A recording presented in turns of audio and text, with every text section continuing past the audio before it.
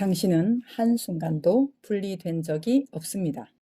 심리학에서 분리 불안장애는 개인이 가정 또는 강한 정서적 애착이 있는 사람들과의 분리와 관련하여 과도한 불안을 경험하는 불안장애입니다. 사람들은 태어나면서 처음에는 외부 대상과 나를 구분하지 못하고 자기 세계 속에서 외부 세계를 탐험해 나갑니다. 아무나 보고 웃기도 하고 흥미로운 물건이 있으면 만지기도 하고 입으로 넣어보기도 하지요. 물건을 만졌다가 느낌이 좋으면 또 만지고 싶고 느낌이 불편하면 피하게 되죠. 배로 기다가 발로 서고 마구 걷고 뛰면서 모험과 탐험의 움직임을 끊임없이 합니다. 나보다 먼저 태어난 사람들의 걷고 뛰고 말하고 움직이는 모습들을 보면서 동의를 하죠. 누군가 웃으면 같이 웃기도 하고 얼굴을 찡그리면 같이 찡그리기도 합니다. 점점 주변에 함께하는 사람들을 인식하게 되고 그 대상 인식을 하면서 스스로의 호기심과 반응을 조절하게 됩니다. 대상의 반응이 긍정적이면 스스로의 움직임을 마음껏 편안하고 자유롭게 표현을 하지만 대상의 반응이 부정적이면 행동이나 표현을 억제합니다. 그러면서 관심을 가져야 할 것과 관심을 가지지 말아야 할 것으로 흥미로운 것들의 폭이 두 갈래로 양분화됩니다. 해야 할 것과 하지 말아야 할 것이라는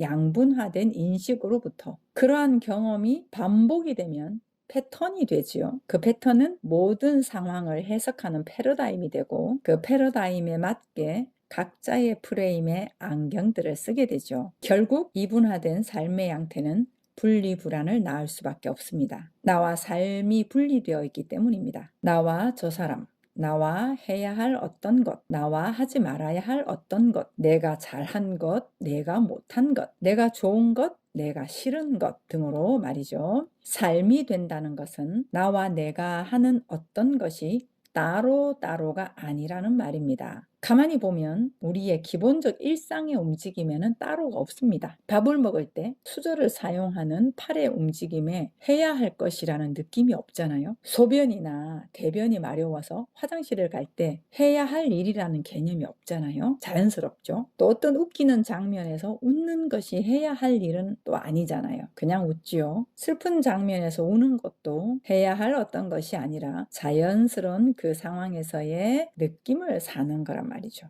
그게 삶이라는 것입니다. 원래 사람의 느낌에는 싫다라는 속성이 없습니다. 힘들다, 피곤하다, 아프다, 슬프다는 것 등에 느껴지는 것들은 있어도 못해, 싫어 라고 하는 것은 없습니다. 좀 전에 말씀드린 것처럼 삶이 대상화가 되어 있어서 그렇습니다. 이것은 분리의식에서 오는 것이고요. 고린도후서 1장 18절에 하나님은 미쁘시니라 우리가 너희에게 한 말은 예 하고 아니라 함이 없노라. 우리가 태어나서 경험하는 환경이 있습니다. 그 환경이 힘들고 불우했다고 느끼면 그러한 경험을 하지 않기 위해 대책 마련을 하는 것으로 목표를 삼죠. 예를 들어 학력이 짧아 부끄러웠다면 자녀를 좋은 학교로 보내고 싶은 열망이 가득하죠. 또 돈이 없어 불우했다고 느낀다면 돈을 많이 벌기 위한 것에만 관심을 쏟겠죠. 건강을 잃어 고통스러운 배경이었다면 건강을 잃으면 안 된다는 신념이 바닥에 있겠죠. 자녀를 좋은 학교로 보낸다거나 돈을 벌기 위해 열심히 사는 것, 건강하기 위해 몸을 준비하는 것이 잘못된 것은 아니잖아요. 다만 그 이면에 있는 불안과 두려움을 깔고 있어서는 반쪽짜리로 미진한 삶을 살기 때문에 그렇습니다. 자녀가 좋은 학교에 가지 못했을 때는 실망과 스스로의 결핍이 건드려져 절망하고 거기로부터 자녀를 통제하고 강요하거나 또 돈을 못 벌면 실패한 사람처럼 느끼고 아프면 아무것도 못하는 사람이 되어 걱정 근심에 쌓이고 이런 것들이 부분적이고 상대적인 결핍에 의한 노력을 하고 있었다는 반증입니다. 이러한 모든 것들의 해결 방법들에 관련된 이론과 책들이 많죠. 대화법이든 관계 이해든 어릴 적 트라우마에 관련된 치유든 많은 문제의 원인으로부터 이유를 알고 해결을 시도하는 것들이 많이 있습니다. 스스로의 이해에 많은 도움이 되기도 하고요. 그런데 제가 말씀드리고자 하는 것은 숱한 방법들이 아닌 근본적 뿌리를 말씀드리고자 하는 것입니다. 그 뿌리, 근본, 시작점은 우리는 분리된 적이 단 한 번도 없다는 것입니다. 시편 139편입니다. 여호와여, 주께서 나를 살펴보셨으므로 나를 아시나이다. 주께서 내가 앉고 일어섬을 아시고 멀리서도 나의 생각을 밝히 아시오며 나의 모든 길과 내가 눕는 것을 살펴보셨으므로 나의 모든 행위를 익히 아시오니 여호와여, 내 혀의 말을 알지 못하시는 것이 하나도 없으시니이다. 주께서 나의 앞뒤를 둘러싸시고 내게 안수하셨나이다. 이 지식이 내게 너무 기이하니 높아서 내가 능히 미치지 못하나이다. 내가 주의 영을 떠나 어디로 가며 주의 앞에서 어디로 피하리까? 내가 하늘에 올라갈지라도 거기 계시며 스올에 내 자리를 펼지라도 거기 계시니이다. 내가 새벽 날개를 치며 바다 끝에 가서 거주할지라도 거기서도 주의 손이 나를 인도하시며 주의 오른손이 나를 붙드시리이다. 내가 혹시 말하기를 흑암이 반드시 나를 덮고 나를 두른 빛은 밤이 되리라 할지라도 주에게서는 흑암이 숨기지 못하며 밤이 낮과 같이 비추이나니 주에게는 흑암과 빛이 같음이니이다. 주께서 내 내장을 지으시며 나의 모태에서 나를 만드셨나이다. 내가 주께 감사하오면 나를 지으심이 심히 기묘하심이라. 주께서 하시는 일이 기이함을 내 영혼이 잘 아나이다. 내가 은밀한 데서 지음을 받고 땅의 깊은 곳에서 기이하게 지음을 받은 때에 나의 형체가 주의 앞에 숨겨지지 못하였나이다. 내 형질이 이루어지기 전에 주의 눈이 보셨으며 나를 위하여 정한 날이 하루도 되기 전에 주의 책에 다 기록이 되었나이다. 하나님이여, 주의 생각이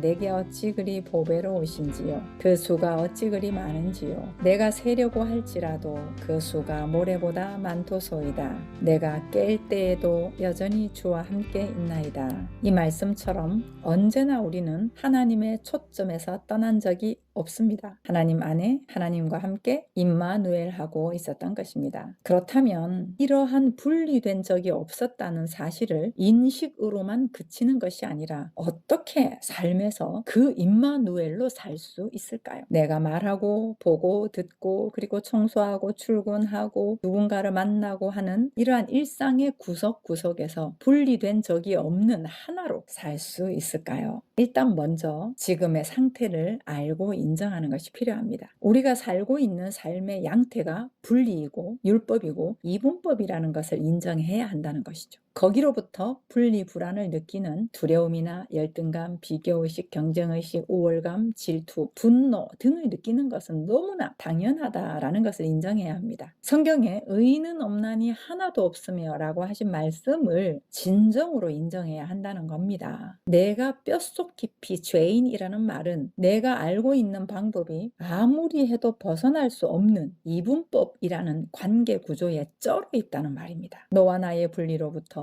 이기고 지는 혹은 대상을 두고 대상과 함께 잘 지내보려고 하는 것을 엄청나게 시도를 하죠. 그 관계 구조에서의 방식은 간단합니다. 참거나 이해하거나 피하거나 하는 방법이죠. 이러한 패턴을 반복하면서 되는 것 같기도 하고 하다 보니 미련을 못 버리는 것이죠. 그러면서 이런 말 하죠. 그래, 결국 인생은 홀로야. 우리가 사람에 치거나 삶의 세파에 고달파지면 속세를 떠나고 싶어 하면서 혼자 살 거야 라고 하기도 하잖아요. 하지만 그러한 것들도 또 다른 대상을 찾는 것의 극단입니다. 자연을 대상으로 삼건 어떤 조용한 상황을 대상으로 삼게 되는 거죠. 속세의 부딪힘이 줄어들어 편안함이 있지만 근본적 존재적 고독감은 해결되지 않습니다. 이렇게 우리의 현 주소가 죄의 상태, 분리된 의식으로부터 내적 바닥은 불안한 상태라는 것을 인정해야 합니다. 거기로부터 애쓰고 노력하고 집착하는 것들이 행동으로 드러나는 것이죠. 그리고 이렇게 사는 게 너무 당연하다는 것이죠. 그래서 예수께서는 죽고 다시 나야 된다라고 말씀하시면서 다른 삶의 원리를 제시합니다. 요한복음 3장 5절, 6절, 7절입니다. 예수께서 대답하셨다. 내가 진정으로 진정으로 너에게 말한다. 누구든지 물과 성령으로 나지 않으면 하나님 나라에 들어갈 수 없다. 육으로 난 것은 육이요 영으로 난 것은 영이다. 너희가 다시 태어나야 한다고 내가 말한 것을 너희는 이상히 여기지 말아라.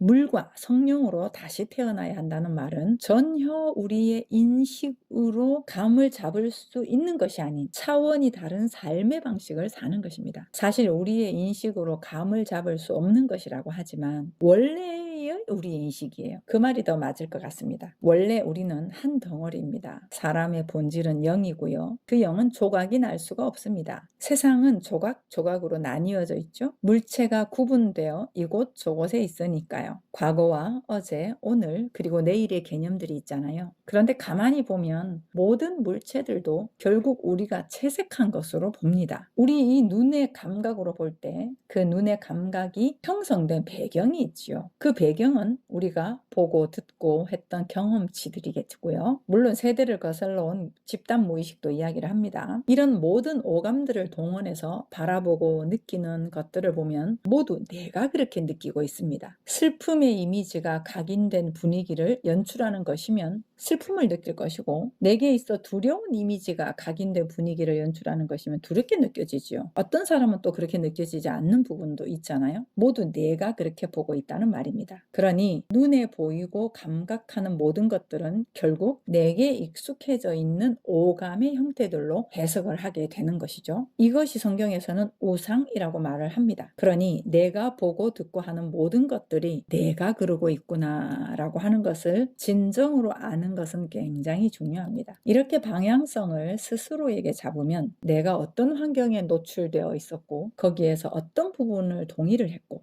그러다 보니 내가 이렇게 느껴가는 또 내 스타일이라고 하는 고정된 형태가 습관처럼 자리를 잡았구나라는 것도 알게 됩니다. 나아가서 원래적 나는 누구인가 라는 것이 필요하죠. 그 부분에 대해서 아는 것이 필요합니다. 원래 사람 말이죠. 원래 사람은 하나님의 형상이지. 원래 사람은 영이지. 영이라는 말은 규정되고 고정화된 존재가 아니라 계속해서 움직여지는 생명력이라는 말이지. 그때그때 느껴지는 것들을 그 장면에서 아주 조화롭게 사는 자유로운 존재지. 엄마는 이래야 돼가 아니라 엄마도 쉴 수 있고 밥을 못할 수도 있고 놀 수도 있고 웃을 수도 있고, 아빠는 혹은 남자는 이래야 돼가 아니라 남자여도 울어도 되고 힘들다는 말 해도 되고 신나게 춤을 춰도 되는 그런 움직이는 존재이지. 그리고 사람은 스스로가 아는 만큼 삶으로 펼치는 존재지. 혹여 실수를 했다면 새로운 삶을 세울 수 있는 창조적인 존재이지. 본질적 한 덩어리로서의 하나님의 형상, 영으로부터 물리적 각각의 형체와 모양을 가지고 세상에 드러난 거죠. 태어나 각자의 배경과